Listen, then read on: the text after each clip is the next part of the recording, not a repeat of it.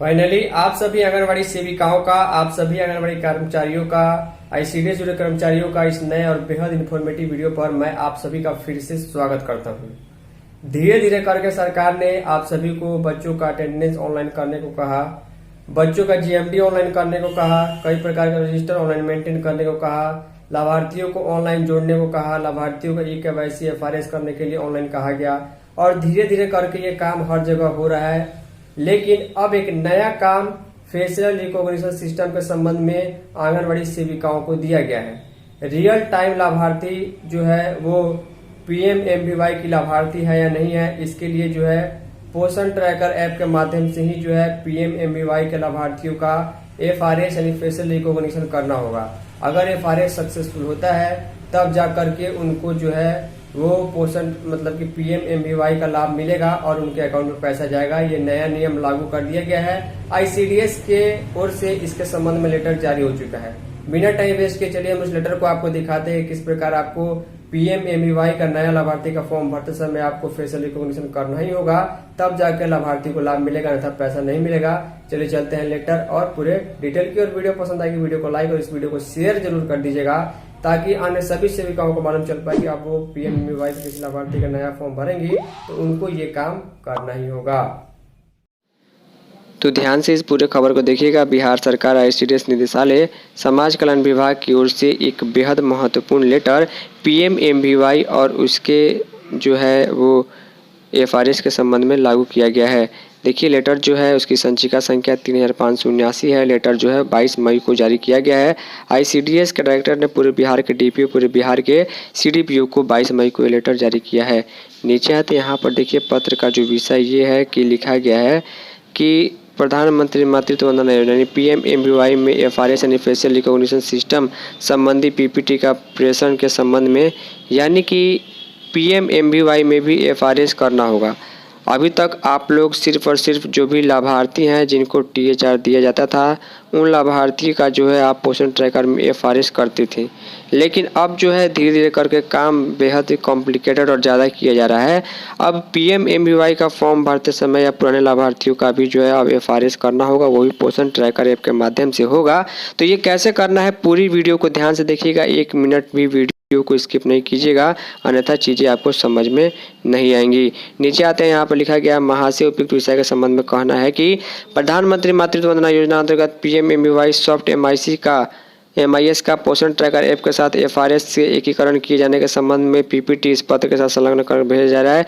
यह तो आवश्यक सूचनार्थ एवं कार्रवाई हेतु प्रेषित आईसीडीएस डायरेक्टर का सिग्नेचर 22 मई का डेट देखने को मिल जा रहा है। नीचे हम आएंगे, यहाँ पर आपको कुछ पेजेस के माध्यम से आपको ये बताया जाएगा कि आखिर जो है पीएमएमबीवाई में अब महिलाओं का एफआरएस करना जरूरी क्यों होगा, पोषण ट्रैकर ऐप के माध्यम से कैसे होगा। देखिए महिला एवं बाल विकास मंत्रालय का फोटो यहाँ पर देखने को मिल रहा है। Integration of PMMBY soft MIS with Poshan tracker, अब इनको जोड़ दिया गया for facial recognition of PMMBY beneficiary in PMMBY soft MIS, यानी लाभार्थियों का अब एफआरएस यहाँ भी करना होगा। अब देखिए पूरी डिटेल में हम आपको खबर आगे बताते हैं।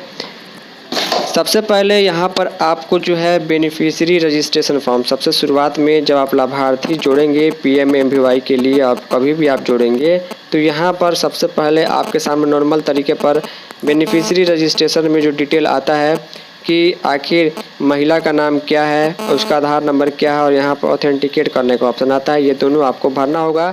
और यहाँ पर जैसे ही क्लिक करेंगे तो नेक्स्ट पेज में ये लिखा रहता है कि आधार इज ऑथेंटिकेटेड। यहाँ पर मैं आपको जूम कर देता हूँ ताकि चीज़ें आपको समझ में आए, यानी कि महिला का आधार नंबर उसके डेट ऑफ बर्थ और उसके नाम से मैच करता है, यानी आधार सही है, यहाँ पर सक्सेसफुल का मैसेज आएगा। लेकिन अगले पेज में अब आप आगे नहीं बढ़ पाइएगा क्योंकि यहाँ पर अब लिखा रहेगा कि जो फेशियल रिकॉग्निशन जो है फेस रिकॉग्निशन वो पीएमएमबीवाई का पोषण ट्रैकर ऐप के माध्यम से ही करना होगा।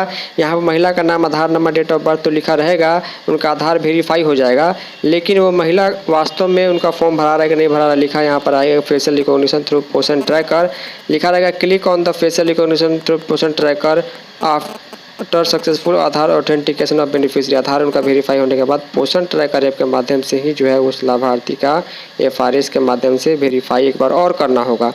तो वहाँ पर आप क्लिक कीजिएगा तो लिखा रहेगा successful recognition of beneficiary through Poshan tracker, यानी कि पोषण ट्रैकर ऐप में जाने के बाद उस महिला लाभार्थी का जिसका PMMBY का फॉर्म भर रही है उनका डिटेल वेरीफाई हो जाएगा आधार से, और उसके बाद FRS भी कंप्लीट हो जाएगा, क्योंकि वो आपके क्षेत्र की लाभार्थी है तो उनका डेटा आपके पोषण ट्रैकर ऐप में होगा।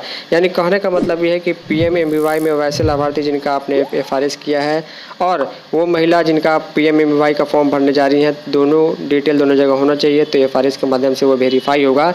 एक नया काम ऐड ऑन कर दिया गया है। लिखा गया है कि अनसक्सेसफुल अगर फेशियल रिकॉग्निशन होता है तो यहाँ पर लिखा रहेगा facial recognition of the beneficiary has not been done successfully through Poshan tracker, kindly direct the beneficiary to get facial recognition done through Poshan tracker. ने पोषण ट्रैकर ऐप के माध्यम से लाइव फोटो के माध्यम से अगर अनसक्सेसफुल होता है तो आपको FRS करना होगा। उसके बाद जो है जैसे ही आपका वो सक्सेसफुल हो जाता है तब आप आगे का फॉर्म भर पाइएगा। उनका जो भी एड्रेस है, उनका डिटेल, डेट वगैरह, सुई का कार्ड, श्रम कार्ड, ये सब दे पाइएगा। तो देखिए लिखा रहेगा access facial recognition of pre registered beneficiary through Poshan tracker. अब ध्यान दीजिएगा, वैसे सभी लाभार्थी जो पहले से ही आपके पास रजिस्टर्ड हैं उनका भी फेशियल रिकॉग्निशन पोषण ट्रैकर ऐप के माध्यम से करने का ऑप्शन आ गया है। यहाँ पर जब आप होम पेज के डैशबोर्ड पर जाइएगा PMMBY को, तो 3 नंबर में एक ऑप्शन मिलेगा click facial recognition through Poshan tracker of pre register. जो पहले से जो लाभार्थी PMMBY के जुड़े हुए हैं उनका भी आप FRS करना होगा। यहाँ से इसका ऑप्शन आ गया है, वही पोषण ट्रैकर ऐप खुलने के बाद होगा। तो यहाँ पर आपका वो नाम दिखाएगा जो लाभार्थी पहले से जुड़ा है, कौन से आंगनबाड़ी से जुड़ा है, उसका रजिस्ट्रेशन आपने कब किया, उसका यहाँ पर FRS पोषण ट्रैकर ऐप के माध्यम से करने के लिए आपको यहाँ पर क्लिक करना होगा। क्लिक कीजिएगा, अगर सक्सेसफुल हो जाता है तो यहाँ पर लिखा रहेगा facial recognition of the beneficiary has been done successfully through Poshan tracker. उसके बाद अगर अनसक्सेसफुल होता है तो आपको फिर से डायरेक्ट में जा करके यहाँ पर जो है लाभार्थी का FRS पोषण ट्रैकर ऐप खोल करके ही करना होगा। कुल मिलाकर कहने का मतलब है कि अगर आप नया लाभार्थी जोड़ते हैं तो सबसे पहले आधार ऑथेंटिकेट होने के बाद उसका FRS पोषण ट्रैकर ऐप के माध्यम से करना होगा। जो लाभार्थी पुराने हैं, जिनको पैसा मिलने वाला, जिनका आपने रजिस्ट्रेशन किया था, उनका भी FRS करने का ऑप्शन आ गया है, उसको भी आपको करना पड़ेगा।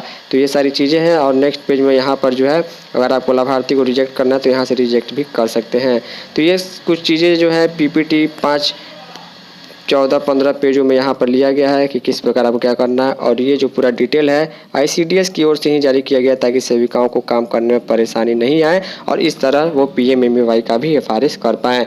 तो थोड़ा सा काम बढ़ गया है। FRS पोषण ट्रैकर ऐप में सिर्फ लाभार्थी का करते करते PMMBY का करना होगा। उम्मीद करूँगा कि आपको चीज़ें समझ में आई होगी। फाइनली इस वीडियो में इतना ही, तब तक के लिए धन्यवाद।